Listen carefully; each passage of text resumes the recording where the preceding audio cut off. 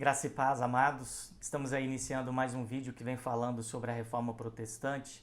E hoje nós estaremos falando sobre dois solas da Reforma, que é o Sola Gratia e Sola Fide. Historicamente, o conflito entre as visões agostiniana e pelagiana é um dos debates mais significativos sobre a salvação do homem, visto que a compreensão dessa condição natural dele determina o pensamento sobre a necessidade ou não da graça de Deus na salvação.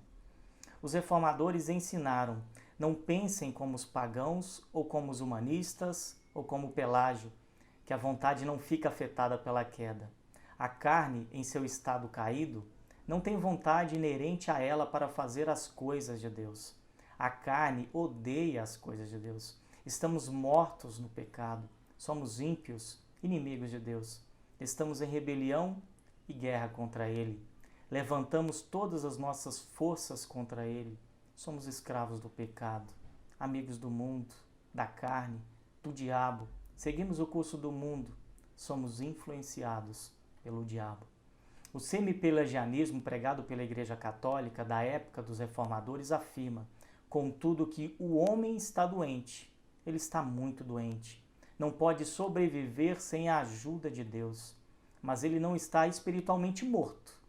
Ainda tem capacidade, esse pulso que existe nele, e quando confrontado com a graça de Deus, pode dizer sim ou então recusar a aceitar. A teologia reformada, no entanto, afirma que a queda é tão grande que nos deixa em um estado de incapacidade moral. Os reformadores entenderam a importância da graça de Deus para o ensino bíblico sobre a salvação e anunciaram a plenos pulmões que nós somos salvos pela graça.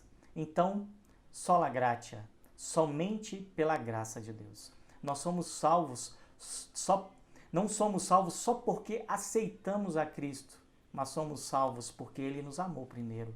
Ele operou a regeneração em nossos corações e nos deu condições de o aceitarmos, de respondermos a esse chamado que, aliás, é um chamado eficaz. E como a graça de Deus salva os pecadores?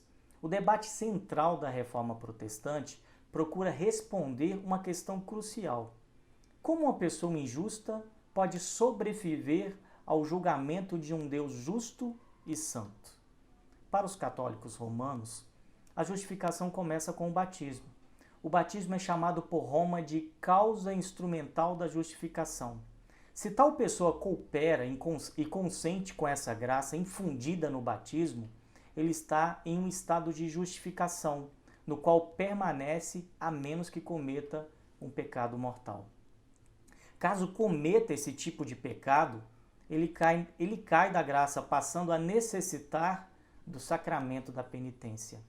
Esse sacramento é a chamada segunda tábua da justificação, para aqueles que passaram por um naufrágio das suas almas. Entretanto, os reformadores opuseram a todo esse sistema. Eles disseram não a esse meio instrumental da justificação e disseram que não é o batismo nem a penitência, é a fé em Cristo Jesus.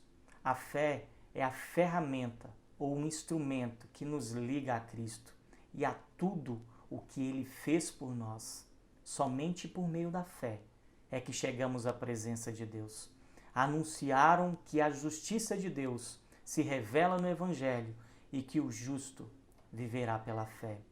A nossa justificação é pela fé, e pela fé somente, sem qualquer mistura, de boas obras ou méritos da nossa parte. A fé na obra de Cristo é o único meio que Deus usa para nos imputar a justiça. O único caminho que temos até Deus é Jesus. E ao crermos nele, somos unidos a Ele e recebemos a sua justiça. Que Deus assim nos abençoe e que tenhamos assim essa certeza que somente a fé em Cristo, pela graça de Deus concedida a nós, somos salvos em Cristo Jesus, o nosso Senhor e o nosso Redentor.